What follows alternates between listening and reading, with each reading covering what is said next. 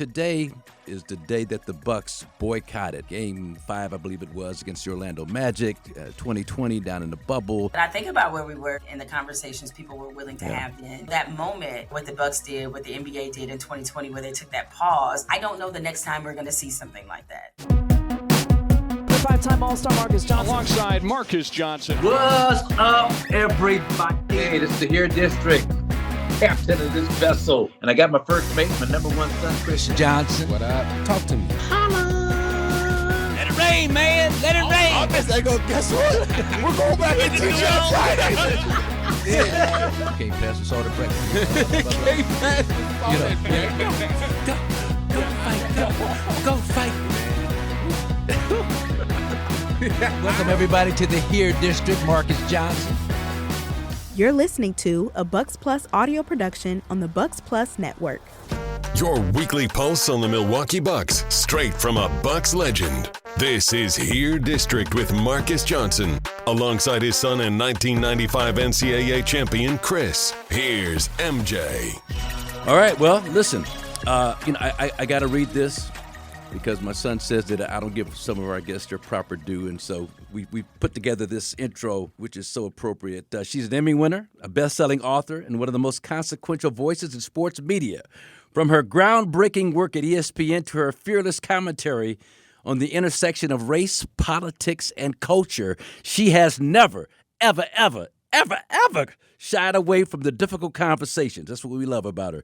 5 years since the Milwaukee Bucks' historic boycott, we're sitting down with Detroit's own, straight out of Motown, Jemele Hill. This is Here District. Welcome, Jemele. Thank you. Chris put that together. You put that together correctly. I really appreciate it. That was a very warm introduction. Well, and every word said with the utmost of sincerity, someone that I've always had a tremendous amount of respect for. And before we get started, I got to throw this out here, too. This is part of our intro, too. Chris and I are the only father and son in the history of the NCAA to win a national championship at the same school, UCLA. So that we've got to throw that out there, too, just to remind. If you don't remind people, Jemele, they won't. They are very, very, very lax about giving you your correct props. So, but listen, we welcome you. And I like to do backstory, right? And just kind of get a little bit into a person's background, how they grew up. You grew up in Detroit, Michigan. You're very open, and when you're in your autobiography, which I haven't read yet, but I'm going to read uphill.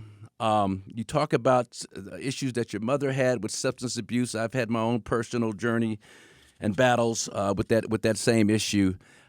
How did that experience shape the Jemele Hill that we're seeing right now, just in terms of where you are in your life, your personal life, your career? Well, I think it's two things I learned from it. One was resilience, and the other was empathy.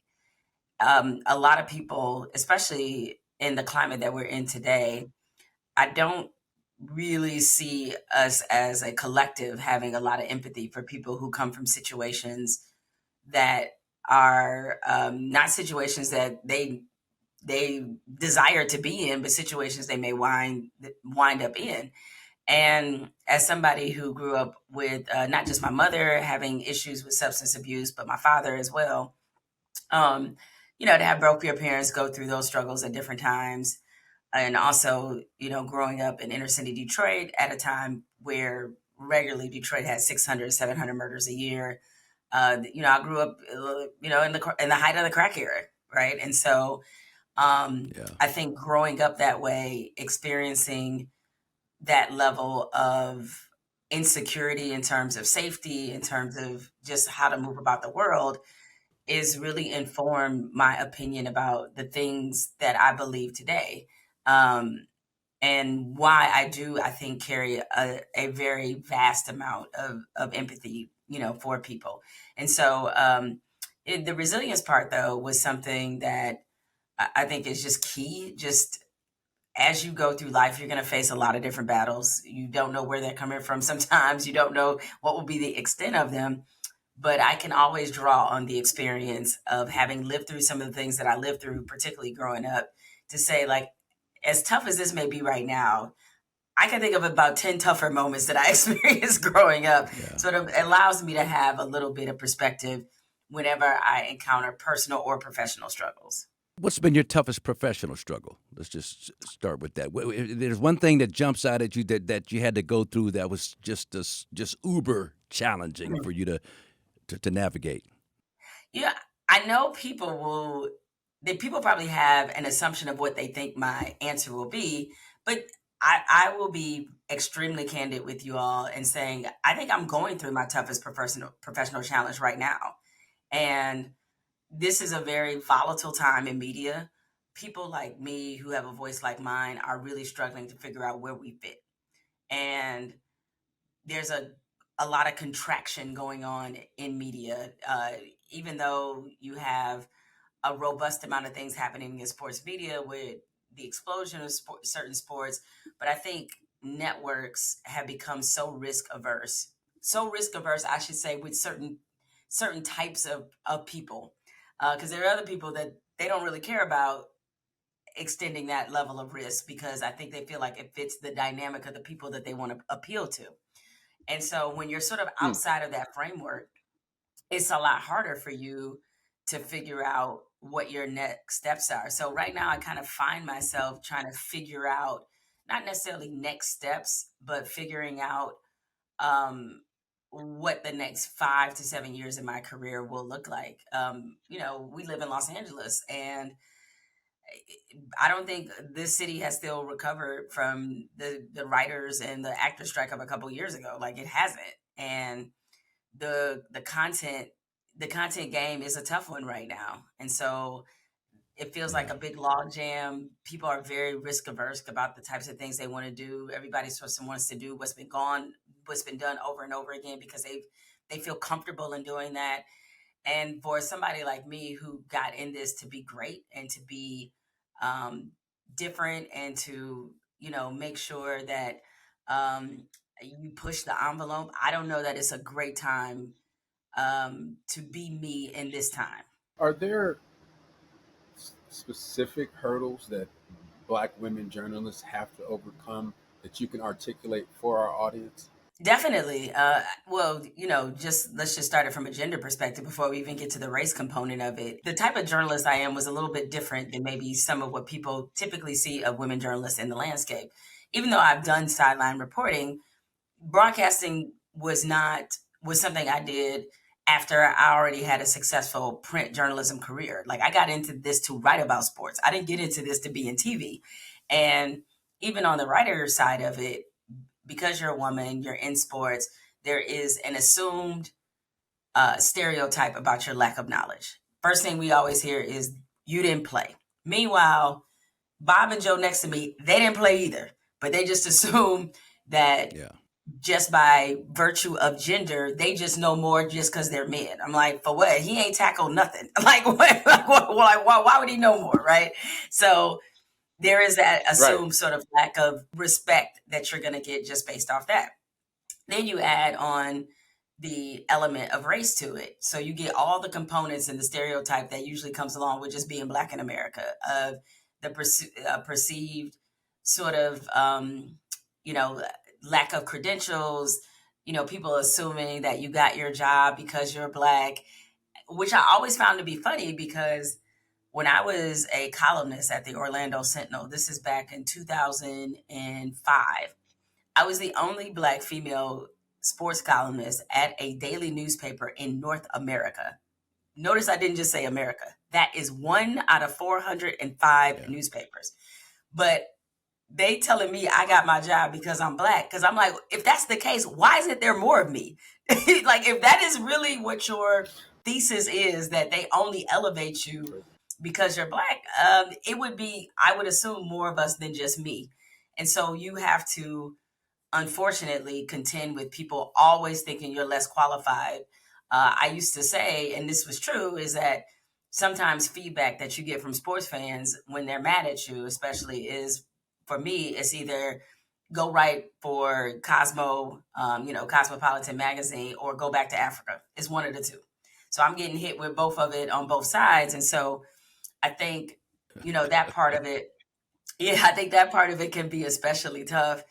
But I'm really honestly thankful that at least half of my career, social media didn't exist.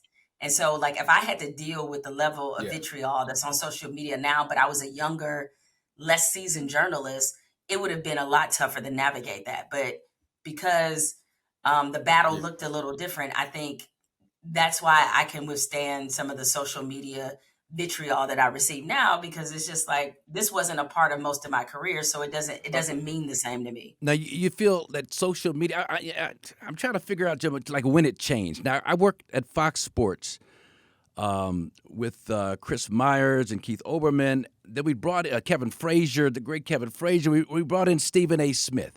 And they always kind of used him. He was like Scott Jennings is for you on CNN. He was like the guy that they would bring in to give the contrary opinion and to get us going at each. You know, it was a night when but they wouldn't tell me he was going to come on air until 2 minutes before we were to come on. Oh yeah, Stephen A.'s going to take a counter opinion on. I'm like, oh great, you know, now here we go with this. But when did it change? And Denzel Washington talked about the opinionaires and everybody's got an opinion but my point with that story is our executive producer, Mark Mayer, he told me, Jemele, he's like, look, if you want to go far in this business, you got to stir stuff up. You got to get some controversial stuff. You got to be an insider. Can you be an insider? Hot takes. And I'm like, yeah, hot. You know, I'm like, nah, man, I'm good, man. I just want to talk about basketball. I just want to talk about the game I played, the game I love. But when do you think it changed into this hot take, controversial?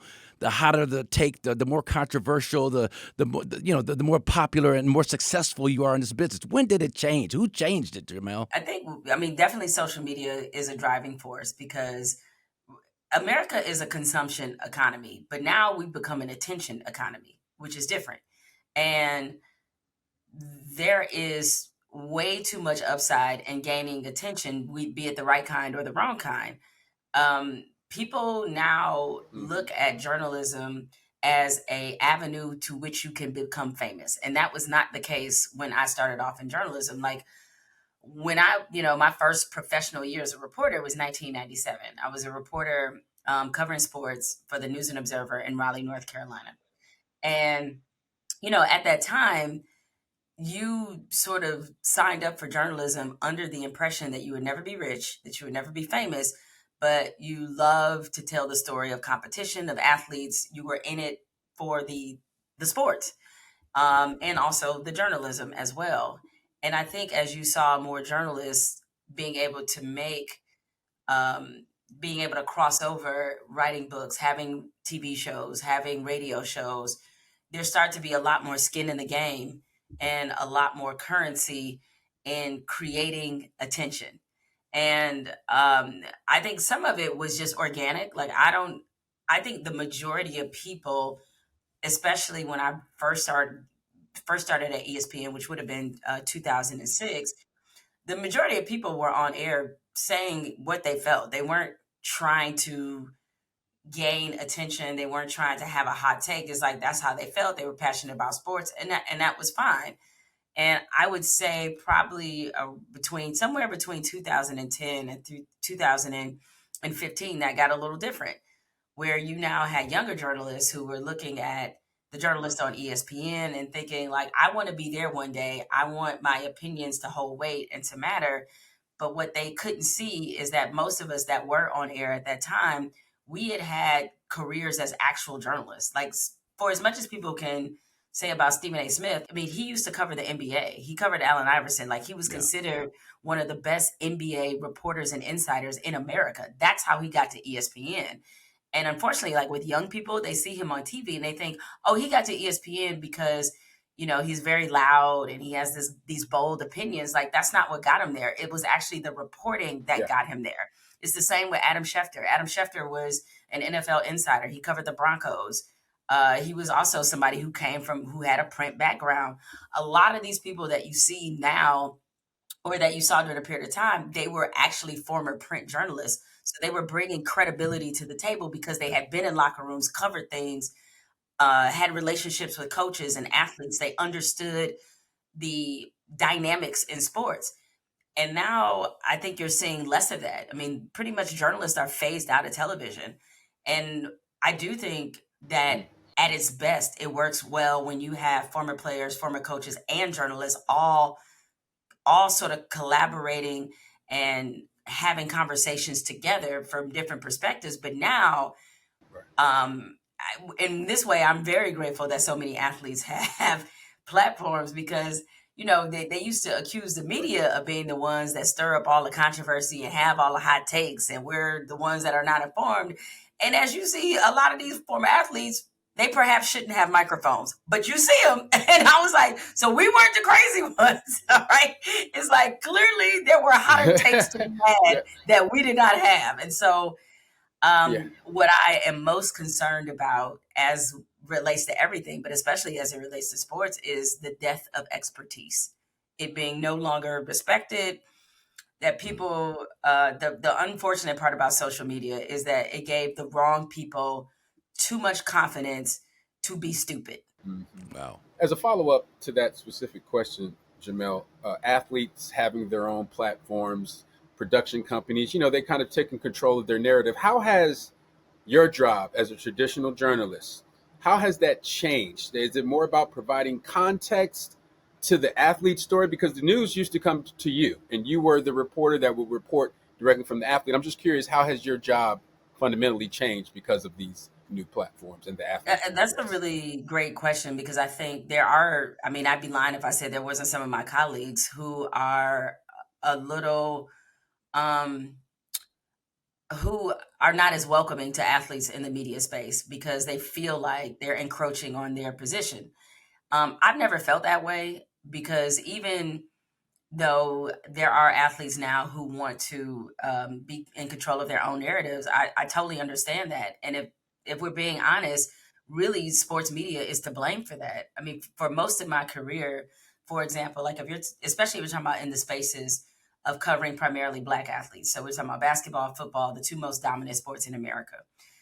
The majority of people framing the stories of Black athletes are white, right? So it was, when I left newspapers, 85% of sports editors were white, 85 to 90% of reporters were white. So there is a large cultural disconnect. And so if you're a Black athlete that is coming up through this vacuum of never seeing or rarely seeing people that look like you talk about you and frame your story, you at some point are probably going to say, why do I even need these people? I'm going to just I'm going to shape my own narratives. I'm going to control that. And so some of them jumping into having a production company and in the media is because the media was frankly pretty irresponsible in terms of, a lot of times in terms of how we covered them. That being said, though, as much as I think it's been a huge bonus to have athletes in the space, because I think it helps make us sharper as reporters, there's still a need for us, because there are still things that happen, things that we see that athletes are afraid to talk about. And they're afraid to say, because as much as they may not be playing that sport anymore, but they still consider themselves a part of the brotherhood of that sport. And so there's some stuff that they're not going to touch that I am happy to jump into with both feet. And I think calling out the power structures within the leagues that they come from has been a real struggle for them. And so that's why I think journalists will always be necessary. You need somebody who knows how to hold the powers that be accountable. You know, it's a very simple phrase that most of us learned in journalism school, or if you're a journalist, you've heard before, which is our job is to afflict the comfortable and comfort the afflicted. And that's a different role than an athlete speaking on a sport that he was a part of. When did that passion hit you? I mean, look, so Mumford High School, I know that's where you went to high school, and that came across my radar when I was doing research for a screenplay that I wrote on Reggie Harding from Eastern High School. You know Reggie Harding if you're from Detroit. I think you do. You do. Okay. I know the name. First guy. Yeah, but he was the first guy. He's a guy. First, he was a character that I played in White Men Can't Jump. He went into a bodega or a liquor store in Detroit, 7 feet tall with a mask on. They're like, Reggie, get out of here, man. And he's like, this ain't me. This ain't me. So that was the story that you heard coming into the league when I first came in the 70s. And so I researched his history, and he's another guy, drug addict, heroin addict, right from high school to the NBA. Didn't go to college. But he played against Mumford High School a lot in the articles that I was researching.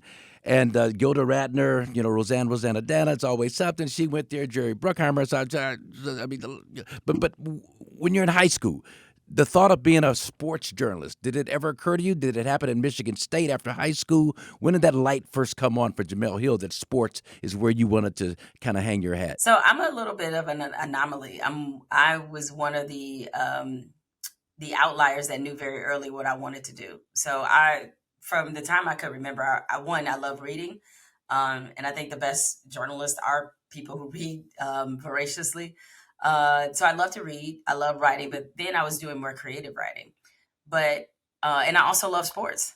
And because of the time we were in, then when you wanted to keep up with your the sports teams, you had to do something called read a newspaper. And so I read the newspaper quite a bit. Like my mother used to clean houses of elderly people, and one of the people whose houses she cleaned, it was an older white gentleman, and he had subscriptions to both of the local newspapers, the Detroit News and the Detroit Free Press. Mm-hmm. So sometimes because childcare, even then it was expensive or just not existent, I had to go and tag along with my mother when she cleaned his house. So I would sit at his kitchen table and just read the sports section cover to cover. That created a interest in journalism. So I get to high school, and Mumford actually has a journalism class that you can take.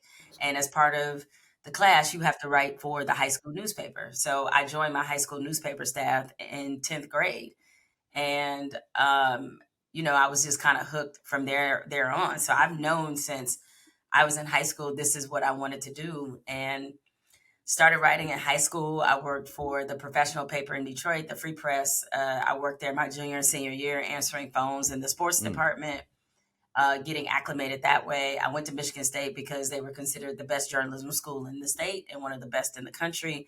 And while I was at Michigan State, I wrote for my college newspaper and also had internships in the summer. So I interned in Lima, Cleveland, Detroit, Philadelphia, and North Carolina. So my dream job, it was never ESPN. My dream job was actually to work at Sports Illustrated because I had a subscription. Anybody who's ever wanted to be a sports writer wanted to write for Sports Illustrated. And so that was the number one entity on my vision board. Matter of fact, I was in my garage not too long ago, and I had so many of my old Sports Illustrateds in there. Like I still have the one when LeBron was on the cover when he was 16 years old, the chosen one. And I have some other ones that are, great or whatever. But that was, to me, the height of what sports journalism really was about.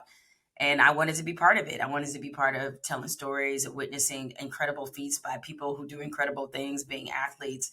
And the drama of competition was something that always drew me in. And probably secondary to that, and hence why I've shifted in this part of my career to discussing and writing about the intersection between sports, race, gender, culture, and politics, is because sports is actually one of the few things that we do together. We're a very segregated society, socially, religiously, but sports is different. You have a bunch of Laker fans. They could be different ethnicities, different backgrounds, whatever. What they got in common, they all Laker fans. And so it is through sports that you're really able to impact and change the world in a much different way than you are with anything else. And that was also a part of why I wanted to be a part of this.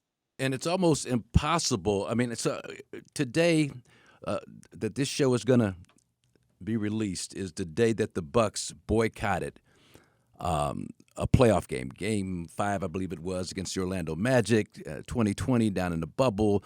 And so we're about to do the game for local TV, Jemele, and it's 8 minutes before tip-off, no Bucks. 5 minutes before tip-off, no Bucks. And so my producer's like, what's going on? I'm like, hey, they're not coming out. I mean, if it's 5 minutes before tip-off, you got everything happening in Kenosha with Jacob Blake and the shootings and shot 7 times. The political part of it. I mean, how delicate of a balance is that? Are you able to be as outspoken as you want to be? Do you have to tread a fine line? You still got there's still some propriety, and as you're talking about things you can and can't say. How much leeway do you feel like you have to express the true Jemele Hill and what you really feel about things, or do you have to have a filter even nowadays? I don't have much of a filter left. I will say that. Facts. Yeah. It's a little difficult. I can't say I have much, but I will say, and this is probably what's so disappointing about this time, is that I think about where we were in 2020 and the conversations people were willing to have then. A lot of tough conversations. There was a lot of realizations from people about what our society looked like. It felt like we were willing to finally really think about who we wanted to be as a nation, and to see much of the progress, I guess you want to call it, that was made then be completely going now in the totally opposite direction.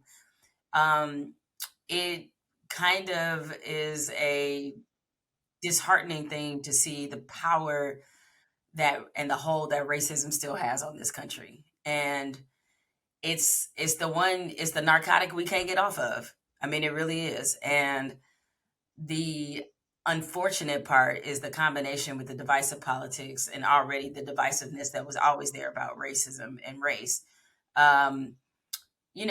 It's probably going to lead to us, unfortunately, I sounded pretty pessimistic, I guess, but I think it's going to lead to us probably going into a decline beyond maybe what many of us expect or want to see. Because I think there's just some things that have happened I'm not sure that we'll recover from, at least not in my lifetime. And so, yeah, I mean, I think it gets harder, and especially as you see that there is a willingness to silence people and a willingness not to tell the truth about who we are. I mean, it's 2025, and the most dominant conversation as we're recording this that we've had in the last week is about slavery. Why are we still arguing about slavery in 2025? Yeah. It happened. We know it happened. We know it was bad. Like, to me, that shouldn't really be something that we're still debating or arguing about. It's like, slavery was bad.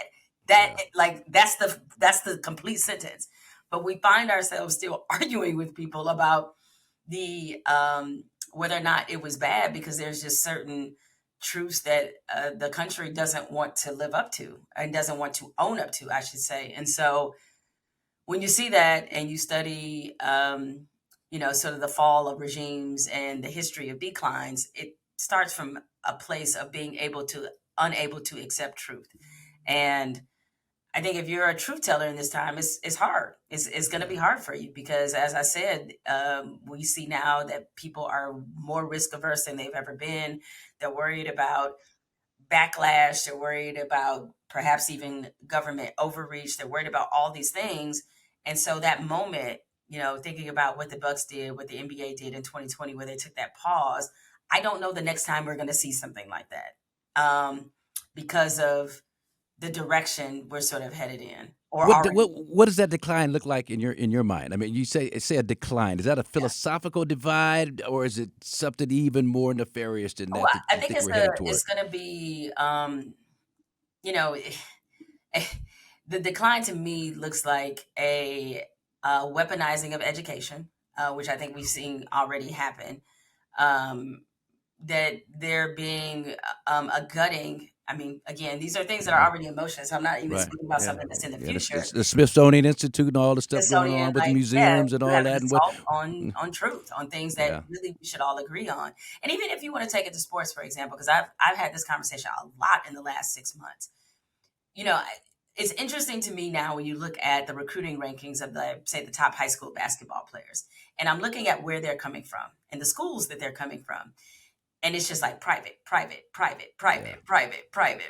And as a public school kid, while, private schools have always been able to attract the best students, the best athletes. So that certainly isn't anything new. But what has happened, the decimation of the public school, is something that's going to have a dramatic impact on who has access to sports. And access to sports that we assumed that access wasn't going to change. Like basketball, it's a all you need is a ball and a hoop, right? Like, I think we took for granted what that access looks like.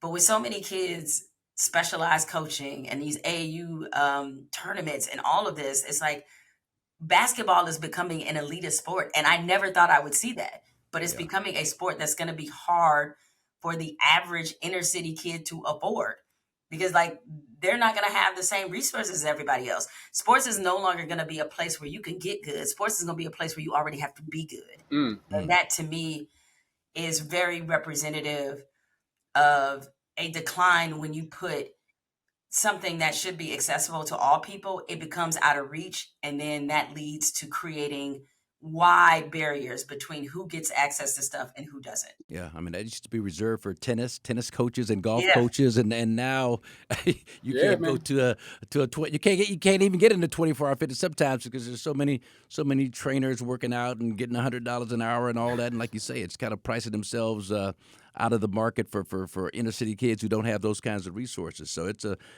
an interesting times that we're living in. So. Yeah, I mean, and I really think the way that it shows up in sports is maybe the way that it gets people to understand like how these issues are intertwined, or like what could be the impact on them, and especially as it relates to sports, because that is something especially increasingly now, it's just so many parents who want to professionalize their children like so early. Yeah. And they're sort of forgetting, like.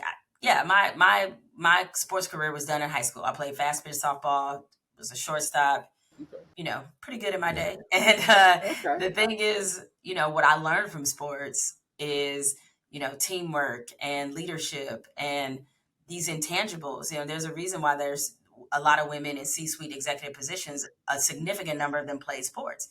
That's where you get positive body image if you're a young woman and all these other things. And so people kind of forget that really is the part that was the component of sports that always made sports special and unique, is because you learn all these wonderful life lessons while playing sports. I've taken up golf in the last couple of years, so I'm like horribly addicted to golf. And it's true what they say is that you can tell a lot about somebody's character by how they play golf. A lot. I played this morning. Yeah. Yes, indeed. You understand? I understand. This dude be cheating, Jemele. When we get out on the golf. This dude is quick to cheat. If I want a better, I'm not trying to make the tour, Jemele. If I want a better lie, I move my damn ball. If I get stuck in some mud, I'm not trying to get on the tour. Hey, I'm trying to have a decent score. But you're upfront about it, right? It's just He's honest about it. He's honest. Honest about it. I don't have the hole in my pants pocket and drop my ball here. And, like some of my buddies do that. I won't mention their names, but man, it's all good. It's all good. But let's talk about, Jemele, the WNBA, and you've had some really interesting hot takes on that. I mean, Adam Silver, first of all, said he'd be disappointed in 5 years if we hadn't seen our first female coach in the NBA. Before we get to WNBA, let's talk about what Adam Silver said about a female coach in the NBA. Is that realistic, you think, in 5 years for that to happen as we segue into women's basketball? It's funny because I just had this conversation with Swing Cash, who's a friend of mine, and she was recently in the Pelicans front office. And I had her as a guest on my podcast, and I asked her, I said, what do you think we're likely to see first? The WNBA having its first $1 million player, as in they're getting $1 million a year in salary, or a female head coach in the NBA. She picked the $1 million in the WNBA. And that was actually surprising to me. And I asked her why. And even though we've seen like so many different organizations now, they're hiring former women's players or just women in general to be executives, to be in the front office.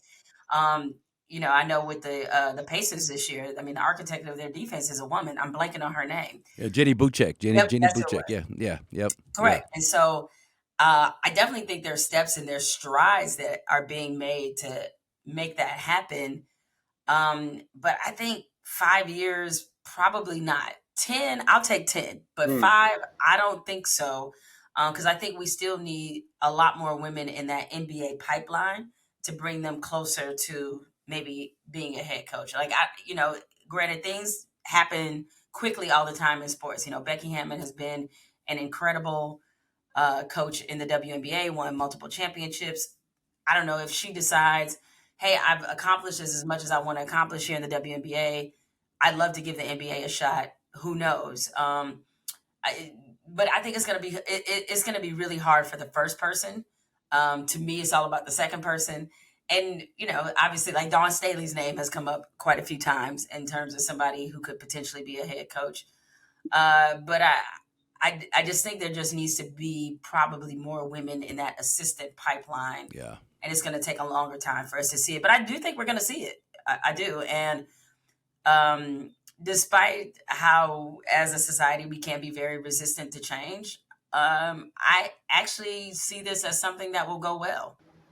So, Jemele, you think this is more of a flawed pipeline issue, not enough people in the pool, the talent pool to choose from, versus outright bias or ownership that don't want to take that risk? Okay, look, talk to me. Don't give society too much credit, okay? It's like, I think it is going to take a bold owner, for sure, regardless of how many women are in the pipeline, because one is the having the belief in the person, and they're also going to think about the level of media scrutiny that person will get, that organization will get once you decide to do something, like that. And so, and even beyond all that, I think that the bias part is real. Like, let's just talk about the WNBA for a second. And this is relatable. The WNBA right now, this league is 70% Black. They have one Black female head coach in the whole WNBA. No. One. Yep. In a 70% Black league, okay? Wow. But we look at who's making the decisions. Since you have so many NBA owners that own both a men's team and a women's team, so that same level, they're going to be the same ones making those decisions in the NBA. And so and you see that there's, I don't know if it's quite half, but obviously there's a pretty big percentage of women, of men who are coaching in the NBA or in the WNBA, excuse me. And it certainly bothered me, the fact that some of those men, or in general, they have been prioritized higher than former players in terms of the hiring process. At the NCAA level, I don't even think half the women's basketball teams are coached by women.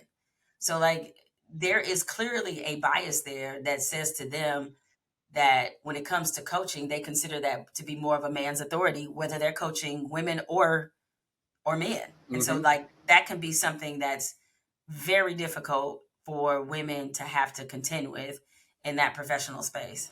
And we just saw it with Lisa Leslie, who's pretty outspoken about, being passed over, not given a chance. I believe she was on, I can't remember whose podcast it was, but she was like, I don't even want, to coach in the WNBA. I think it was Angel. Yeah, it was Angels, right? Yeah. But so you see it there. But as a quick follow-up, staying on the WNBA, with the popularity of the league at its height right now, the franchise valuations are skyrocketing. How do you think the players should approach this CBA negotiation? Should they be aggressive? Should they risk a lockout? What do you think, Jemele? I think they should be super aggressive. I actually think, I know a lot of people are like, oh, but they can't afford to lock out. I would be personally stunned if there's a lockout, because I think both sides realize what's at stake. But I do think that the owners understand that from a purely a business standpoint, they have got to do more to protect and enhance the product. So what that means is, as you mentioned, the popularity, the WNBA is through the roof.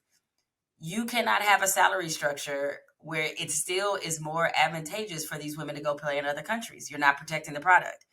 And not to mention, it's a pretty damning statement that a woman who's playing professional basketball can get paid more in Russia, which frankly, than they can in the United States. And Russia, who has a terrible track record of human rights violations and its treatment of women and everything else, but she can make way more money there than she can here. Right.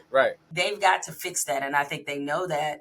But the people who are, sort of banging on this drum of like, oh, these women, they need to be grateful and this and that. Listen, if you look at the sports labor movement, just in particular, the players, I don't care what shape the league is in, have never stopped asking for more money, nor should they have stopped asking for more money. Facts. Those salaries don't go backwards. They only go forwards. They never have. All right. Yep. And even if you want to take the NBA by comparison, when you look at the financial shape that the NBA was in the late 70s, early 80s, before Magic and Bird really were able to, get the NBA off tape delay games.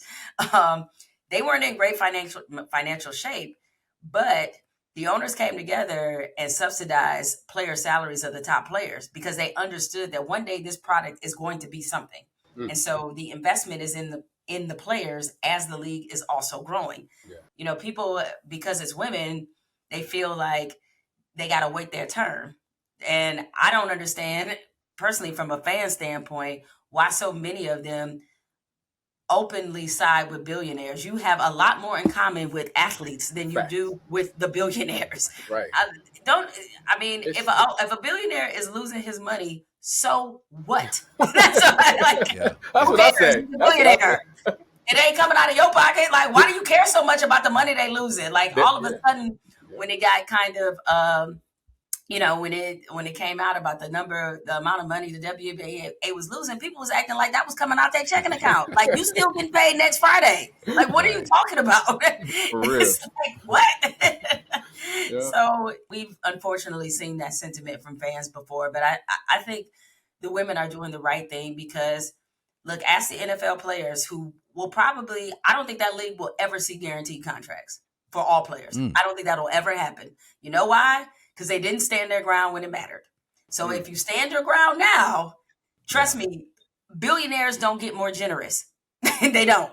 So you're better off going for it, setting a precedent, making sure for generations that this league is in a place where the players can make more and more money, as opposed to soft showing it, giving them what they want, and then never being able to gain this amount of leverage again. So now I was around in the early 80s. Junior Bridgman, Bob Lanier, they were the president and vice president of the Players Association. We had Steve Mix on the Bucks. He was the secretary. Quinn Buckner was it. We had, all the officers were on our team. And so we were kept abreast of everything that was going on. And that's when they came up with 53% of the basketball-related income goes to the play. So that's when all that happened. Help me with this, Jemele. I'm coming up on 70 years old. I'm from a different era. The WNBA All-Star Game, and Chris and I have discussed this ad nauseum, but the live streaming, the commissioner dancing, the stud buds, where do you fall in terms of? Is it just like, hey, you're just having a good time? It's a party, or did it hurt the image of the league at all just to have that go down the way it did? I know people are like, why would you wear the pay us what you owe us shirts, when you have that kind of attention on the WNBA All-Star Game? And to which my response always is, particularly when it comes to demonstrations and protests, there's never a perfect time to do anything. And if you sit around and wait for people to be comfortable with you doing stuff, nothing ever gets done. And we have to realize the spirit of this league, the women that are in this league, they have been fighting for dignity and respect their entire careers. These are women who had to grow up playing with boys because there wasn't enough facilities for girls. They had to grow up not getting the same support that they saw their male counterparts get. That is a story that they've had to endure their entire athletic careers. So no, they ain't the one. They're not gonna so when it comes to letting people understand what they're fighting against, they got no problems doing that. Because remember, we were talking about the bubble and what happened, with Jacob Blake.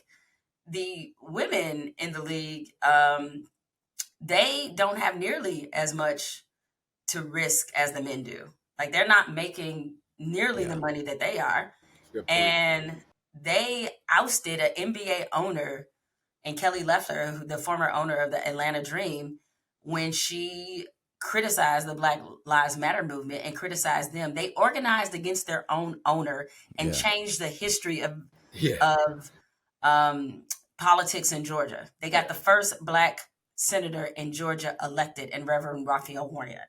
So if you think that these women, when it comes to fighting for what's right, that are fighting for their pay equity, that they care about how this looks and whether it bothers people, they don't.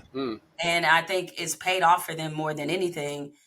And that spirit, I think, at a time where the league is enjoying its biggest success, they would be foolish not to continue to put their foot on the necks of the league and the owners to do right by them. You know, Yeah. I think about the league that Cheryl Swoops, she was one of the original members of the WNBA. Yep. And we talk to those women and they talk about how they had to share hotel rooms, Yeah. how they had like all the different indignities they had to suffer to get to this point.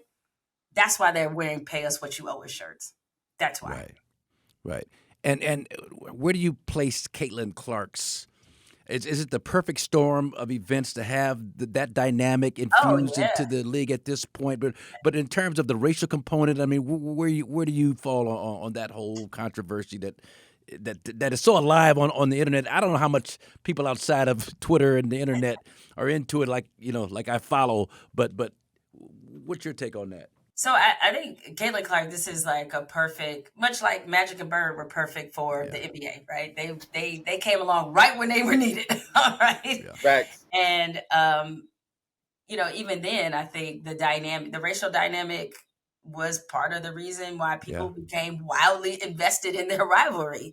Celtics Lakers. Lakers. Any more diametrically opposed as that? Yes. Celtics Lakers. You had two different coasts. You had black versus white. You had all the contrasts that you wanted to have. And I think with Caitlin, what has been unfortunate, and this is through no fault of her own, she's a tremendous player. She is a generational talent. But there are people who are obviously latching onto her and using her to showcase their disdain for black women. And the aggravating part for me in watching it unfold is like, we can't just enjoy the basketball. And two, making black women to be the villain in her story, I think is so irresponsible. And, I know that because she is such a transcendent player already, there were new fans who were not familiar with the style of play in the WNBA, so they didn't understand that this is a physical league. They also have to understand, frankly, that a lot of fans kind of need to grow up in their mentality for how they think women should compete. Because I find it so interesting that a common complaint you've heard about the NBA from fans is it's too soft. They can't play defense. They ain't physical enough. Ain't no like rival. the 90s and the 80s when you Right, hand checking and there's like, we don't want to see them on vacation together. They too friendly. Yeah. They work out too much.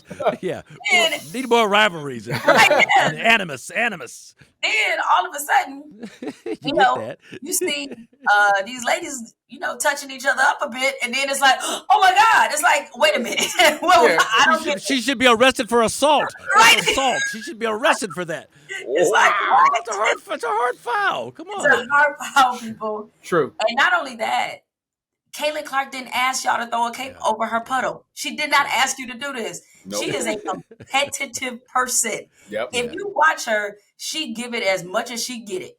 Yeah. Period. Mm-hmm. And she would be insulted by this idea that people think that she needs to have this bubble placed around her. Like, nah, she want to throw shots too. She talk trash too. Okay, right. I've seen it. All right.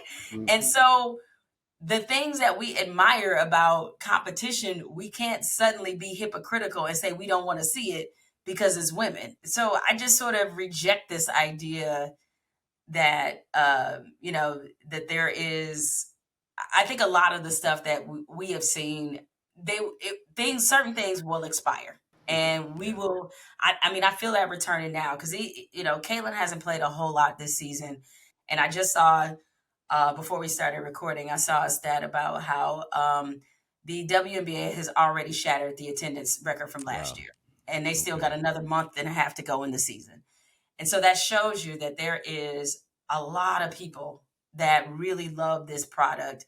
They love that Caitlin Clark is a part of it.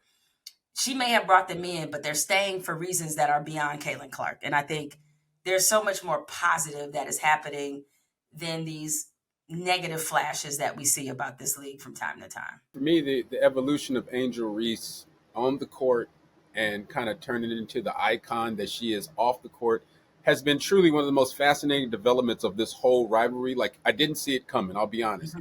They talked about her bad for being offensive rebounder and a layup misser. This year, she worked on the game. She's like a legitimate point forward.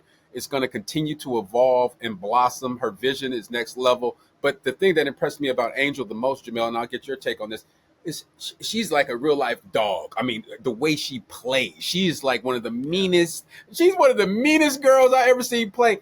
I just want to get your take on Angel, her importance to this, also this meteoric rise of the WNBA and its popularity being at an all-time high. Yeah, and she's had a lot to do with it. And people try to discredit her because they, one is always in opposition to Caitlin Clark. And I do think there are far too many people who just enjoy criticizing and disrespecting Black women. And, Caitlin Clark has become their avatar to do that. But the growth of her game, I think you're exactly right. I don't think a lot of people knew or understood that, like, she used to play point guard. And you could see vision still there. Her passing ability, like, is incredible for somebody who's playing that position with that amount of athleticism. And I think for her, it was just about finding where she fit in the offense. And Chicago, they had a lot of injuries this season, especially at the guard position. And because they did, they were able to showcase more of Angel running their offense. And I think that has been a blessing in disguise. When it comes to competitiveness, I think what type of time she on. Hey, every day. Yeah. What type of time she is on. Moves as fluidly for someone that size. I mean, she's graceful. She's beautiful to watch, just her movement up and down the floor. I mean, and then a lot of people, they tried to discredit her by saying, like, oh, she's just rebounding her own misses. If you watch her and her knack for the ball, I'm not saying she's these persons. People, they hear you make a somewhat of a comparison. I just want people to sort of just think about it in their mind of, like, okay, what does it look like, right? Sort of the elevator pitch. She has a knack for where the ball's going to go once it hits the rim. And, like, that's a hard thing to teach. And it's what made Dennis Rodman a great rebounder. It's like 100%. He knew already where the ball was going 100%. As soon as it hit as soon as it, like, launched in the air, and certainly by the time it hit the rim, he knew exactly where the ball was going to be. And so she has that same ability because even if you still take out her offensive misses, she still lead the league in rebounding. So, like, they can't keep her off the glass. Like, it's a real superpower that she has. Yeah. And I think the offensive growth part of it, will come because, and I would say the same thing for Caitlin Clark is that I think Caitlin Clark should be really looking at somebody like Sabrina Ionescu. Not just saying that because they're both white, but I think about Sabrina when she first came to the WNBA, known as a shooter, right? That was what she was known as. And the way she's rounded out her game, little floater here, mid-range, like, she's hitting them in different spots. She's more than just a three-point shooter. Absolutely. And because she has those other elements, it makes her three-point shot that much more difficult to stop. And what I wish for Caitlin, beyond just getting physically stronger, although part of me does wonder if that's behind the injuries, is that, was it too much muscle growth too fast? And those tissue injuries, that's what I was just thinking, that's just my armchair, not qualified as a medical expert opinion. But, like, with her, her floor vision, her passing ability is special. And when she adds the other parts to her game, in terms of taking it to the rim more, like getting a little bit more creative around the basket, she is going to be a nightmare. But she's got to add those other elements to make her a more versatile player. And she got to get stronger with the ball. Like, averaging 6 turnovers a game as a guard is unacceptable. That's unacceptable. So she got to get stronger with the ball. And people are like, well, why are they picking her up 90 feet? Because she ain't strong with the ball. That's why they pick her up. It's like, that's what you do. I mean, we've known that since playing on the playground and playing, like, you see somebody having a hard time dribbling, you in their throat. That's Yep. the way it goes. Fact. Like, Check their handle. Check that handle they out. handle, yes. Yeah. Well, you reminded me of something when you talked about not being a medical expert. I used to always say I'm not a doctor, but I got dunked on one a lot in the 80s. I got dunked on one a lot. But with Angel Reese, the final point with who's she with? Reebok shoes, I believe. Yes. But I love the fact that she named one of her signature shoes the Me Bounds. I love that. People try to use that as a negative connotation against her. But hey, I'm going to embrace this. Yeah, Yep. I missed my shots. I get my shots. I get my rebounds. But the Me Bound, I love that. Finally, Jemele, before we let you go, you got your own production company. Great doc on Simone Biles and the twisties and the whole deal she went through. Exceptional. You were working on one about Colin Kaepernick with Spike Lee. I don't know if you've got the NDA deal going on, but what happened? Can you give us any insights on man? That would have been sort of just brilliant with Spike and Colin and all that material going on. I actually don't have an NDA like that Spike has. So good. Yeah, That's what we wanted to hear. But I will say this though. I have a tremendous amount of respect for both Colin and Spike. It's been all love. I learned a lot working on the project, invaluable stuff that was well worth my time. But mostly out of respect for them is that I'll let them tell their own story and whatever they want to tell it. And what I will say is that I really hope that the documentary Fairy allows this documentary to be seen because it's special. It tells an incredible story. And next year is the 10-year anniversary from when he did his protest. Wow. Already? And it would be really awesome if people could see the backstory and everything else that was with it. And, I guess the other thing I'll add is don't believe all the narratives you read, people. Don't believe all the narratives that you read. Okay. To that end, I'll leave it at that. well, my other son Josiah was involved in a project. Ava DuVernay, Colin Kaepernick in Black and White, Michael Starbury, and Josiah actually wrote like a couple episodes or one episode when Romare Bearden, the great artist, was a great baseball player who they wanted to pass as white. He refused to and stopped playing baseball and went into painting, and the rest is history. But we'll look forward to that. Colin Kaepernick. Not look forward to it, but. I'm disappointed that it didn't happen, but, check out the Simone Biles doc on Netflix. What about Politics? What about your podcast, Politics? Politics is it? Politics. Yeah, every week on iHeart, every Thursday it drops. As a matter of fact, you brought up Spike Lee. He's the guest this week. Oh, nice. Okay. Yeah, so a new episode drops tomorrow. Okay. I've been really pleased with how this has gone this season. We're about to wrap up season 1. We got I think 3 or 4 more episodes to go. And so, people, they kept insisting that sports and politics don't mix. Well, I got about 40 plus episodes that prove otherwise. So, Absolutely. Yeah. Now, did you see Highest to Lowest? Did you get a chance to see the? What was your take on that? Spike's latest movie with Denzel. It's funny because now that I do more production work, it's funny the things that stand out to me now versus just before I started doing that. Visually beautiful, very beautifully shot. Yes. Good story. I think people will be very pleasantly surprised by A$AP Rocky. Because I know sometimes people get a little nervous when it's like a rapper in a movie. Yeah. But he does a really good job. It is a high stakes thriller. Jeffrey Wright, of course, always outstanding. And Denzel, he's Denzel. Him and Spike, they still got that same chemistry. Yep.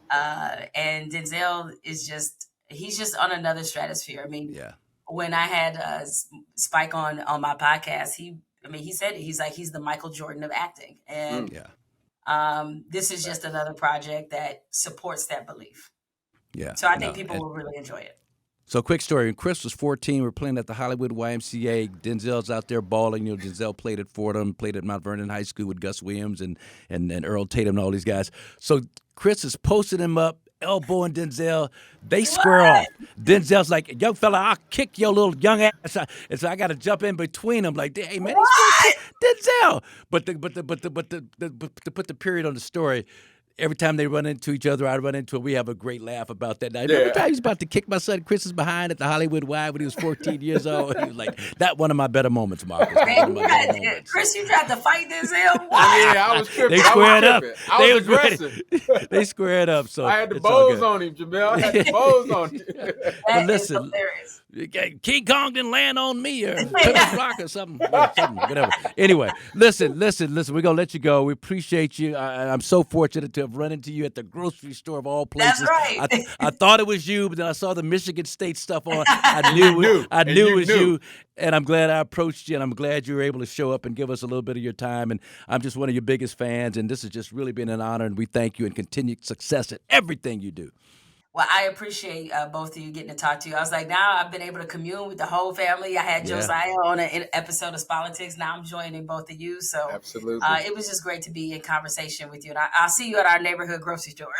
Sounds good. All right, Jemele Hill. We thank you so much. Have a great afternoon. All right, thanks again to Jemele Hill, Politics, staff writer for The Atlantic, co-founder of Lodge Freeway Media, doing great stuff out there in all kinds of different platforms. And we're just honored to have her come by here, District, and spend a little time with us.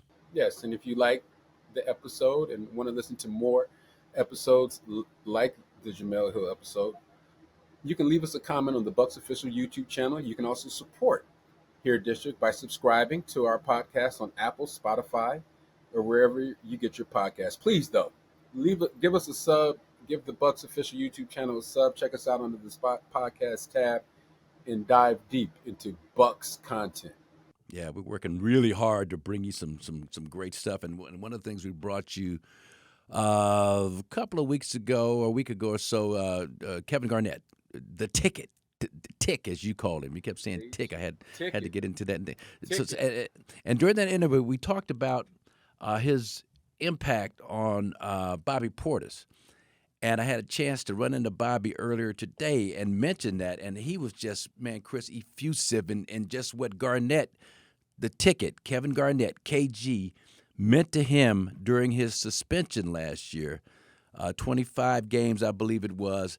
And he thought that was a big reason why he was able to come out of that suspension, hit the ground running, 18 points, 10 rebounds his first game back. And he gives a lot of credit to the encouragement that KG he'll get you pumped up. He'll get you going, dog. I'm going thinking about it right now, bro. Drew Bundini, what a hype man. KG at all time hype man. So that's good stuff. Other news from Milwaukee with the Bucks.